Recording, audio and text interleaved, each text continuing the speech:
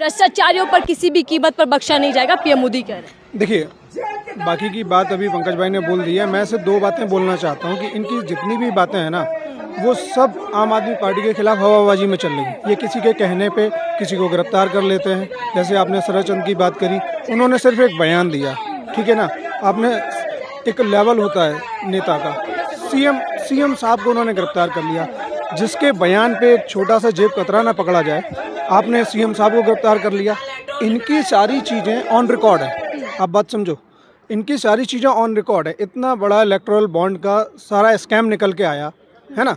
उसमें चाहे हम मेगा इंडस्ट्रीज़ की बात करें या हम और भी कई सारे जो भी नाम आए थे, ठीक है, उनकी बात करें, जिन कंपनियों का अपना खुद का टर्नओवर जो है ना 10 करोड़ नहीं है, वो 500 करोड़ का चंदा दे देती हैं, ठीक है ना। तो इनका तो सारा का सारा रिकॉर्डेड घोटाला है, जिसको ये न्यूज़ में नहीं आने दे रहे हैं, जिसको बहुत ज़्यादा चलने नहीं दे रहे हैं, ठीक है। लेकिन जहाँ पे हमें कुछ साबित नहीं कर पा रहे, कहीं पे आपको मनी ट्रेल नहीं मिल रही है, किसी को आप जो है ना बता नहीं पा रहे हैं, आपने 10-10 घंटे की रेड कर दी, ठीक है ना। 6 घंटे आप पूछताछ कर रहे हैं, लोगों को बोल रहे हैं, उनके घर जा रहे हैं, उनके चादर हटा रहे हैं, तकिया हटा रहे हैं, गद्दे फाड़ रहे हैं, सब कुछ कर रहे हैं, लेकिन आपको कहीं कुछ मिल नहीं रहा। जब मिल नहीं रहा है तब आप जाके इतना शोर मचा रहे हैं। मैं ये कहना चाहता हूँ कि बीजेपी की तरफ से कोई भी नेता खुले तौर पे ये कहना चाहता है कि आइए और मेरे खिलाफ कोई इन्वेस्टिगेशन इनिशिएट कर दीजिए, है कोई तो आप मुझे बताएं।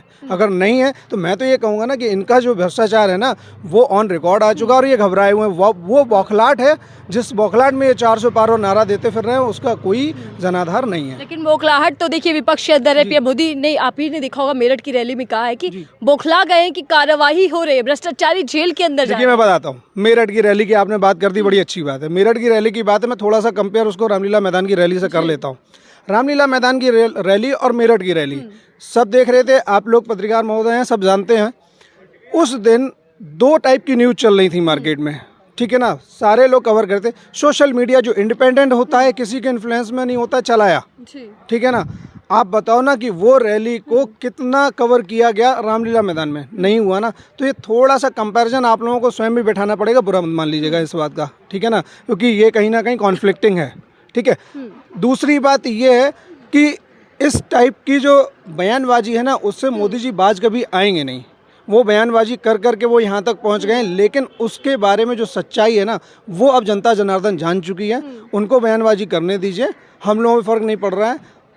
सीधा सा संदेश रामलीला मैदान की रैली का जा चुका है और उसका पहला जो आउटकम है वो आज आप देख पा रहे हैं। जमानत है वो उसका आउटकम है, वो आप देख पा रहे हैं कि हमारे नेता माननीय श्री संजय सिंह जी आज उसी आउटकम के तहत बाहर आए हुए हैं। और बाकी की जो बची हुई हमारी सीनियर लीडरशिप है, वो भी बहुत जल्द बाहर होगी, इस बात का मैं दावा करता हूँ। लेकिन चुनाव नजदीक है, 400 प्लस का दावा बीजेपी कर रही है। करने दीजिए ना उनको, वो 400 प्लस का दावा करें, वो सारी की सारी 543 कर लें, उससे हमें क्या फ़र्क पड़ता है।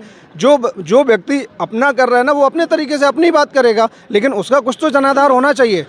बीजेपी के कार्यकर्ताओं को गलियों से मार मार के भगाया जा रहा है, ये उनका जनाधार सामने दिख रहा है। वो 400 की जो ट्रेल है ना, उसमें पहुंचने का जनाधार उन्हें उस मारपीट के हिसाब से दिख रहा है। तो वो अपने आप तय कर लेंगे वो 400 पहुंचेंगे या नहीं पहुंचेंगे। मेरे हिसाब से वो कहाँ पहुंचेंगे मैं बता दूंगा। तीसरा कार्यकाल बेहद अहम होने वाला है और भ्रष्टाचारियों पर प्रहार जमकर होगा। ये बयान अमित शाह भी दे रहे हैं, मोदी जी भी दे रहे हैं। तो क्या लगता है कि भ्रष्टाचारी कौन है जिन पर अब एक के बाद एक एक्शन? देखिए, मैं उस पर भी आता हूँ। तीसरा कार्यकाल भ्रष्टाचार के खिलाफ होगा जब वो दूसरे कार्यकाल के भ्रष्टाचार को दबाने में ये इनके प्रकारण काम कर रहे हैं। पहले तो वो दूसरे कार्यकाल के भ्रष्टाचार का जवाब दे पाए। कई नेताओं के नाम ले लो, आप बात कर लीजिए देवेंद्र फडणवीस की, ठीक है ना। आए, कितने घोटाला था आप बताइए, मैं नहीं बताऊंगा, बताइए कितना था? 60,000 करोड़। बड़ा अमाउंट होता है, जीरो बहुत सारे होते हैं इसमें, ठीक है ना। वो काउंट नहीं करेंगे। उनको रिवार्डिंग क्या मिला? उनको रिवार्ड में क्या मिला? डेप्यूटी सीएम बनाए गए ना, ठीक है ना। ये बात चल रही थी अभी रेड्डी की, वो हमारे खिलाफ गवाह बना, उसको क्या रिवार्ड मिला? बाहर आया, क्या था? कमर में दर्द। एक कमर के दर्द पे एक फिजियो वहीं अरेंज करा देते, उसको जमानत देने की क्या ज़रूरत थी? तो इतने सारे भ्रष्टाचार हैं, इतने इंडस्ट्रीज ने जो इनको ऑन रिकॉर्ड, इतनी सारी जो जमानत, सॉरी मैं जिसको बोलूँगा क्या बोलते हैं इसको, जो इन्होंने इलेक्टोरल बॉन्ड के फॉर्म में जो मनी दिया है ना, वो एक्चुअली मनी नहीं है, वो एक्सटॉर्शन मनी है। आप उसको चंदा ना बोल के अगर इनडायरेक्ट फॉर्म में एक्सटॉर्शन मनी बोलेंगे तो ज़्यादा बेटर वर्ड होगा आई थिंक उसके लिए।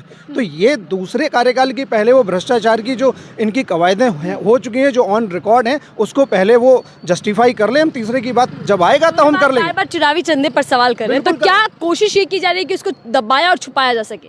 मैं तो यही कहूँगा कि अगर वो हेडलाइन अगले दिन बनने वाली थी, अरविंद जी को अगर नहीं लेके आते तो हेडलाइन शायद कुछ और होती। उन्हें हेडलाइन चेंज करना था, उन्होंने हेडलाइन चेंज करके सीएम साहब को अंदर ले गए।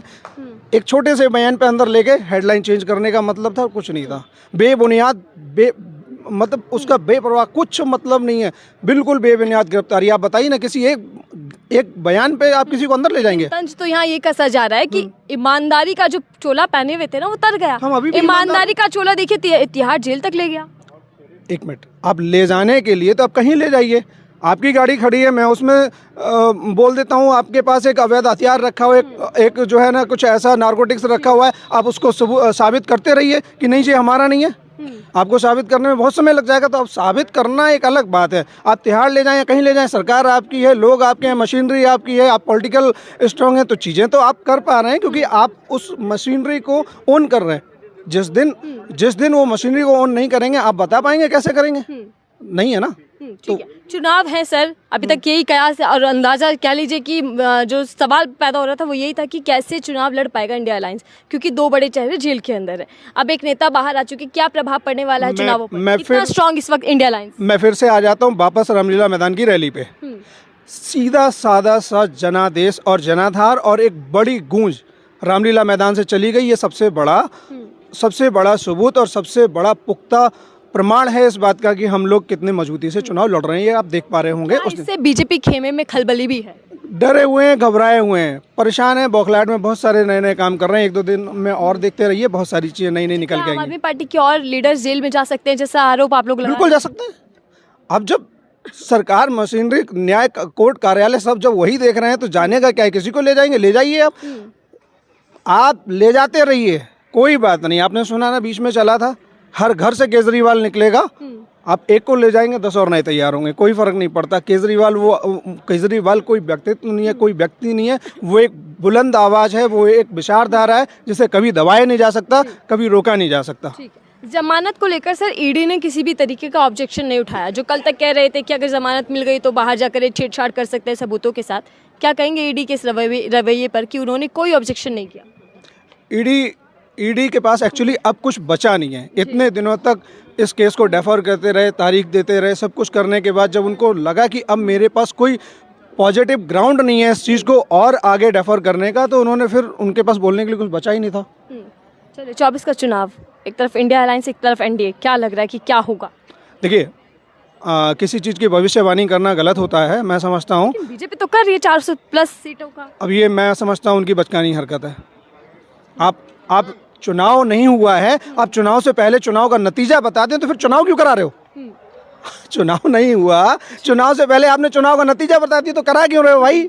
आप चुनाव हो गया आपका, आप तो पहले ही बता दिए 400 पार। तो जनता जनार्दन है, वो तय करेगी, उन्हें ही तय करने दो। वोटर्स के हाथ में होता है, जनता तय करके बताती है कि भैया चुनाव कैसे होगा, किस करवट ऊंट बैठेगा, उन्हें बताने दो। अगर ये रिजल्ट अगर हम स्वयं बताने लग गए तो फिर ये इलेक्शन का जो एक बहुत ही कॉम्प्लिकेटेड प्रोसीजर तैयार किया गया वो तो फिर बेवजह हो जाएगा। आप बात समझ रहे हो ना मैं क्या कहना चाहता हूँ? ठीक है, चलिए, धन्यवाद हमसे बातचीत करने के लिए। देखिए, अभी राहत मिली आम आदमी पार्टी के नेता को, संजय सिंह बाहर आ चुके हैं।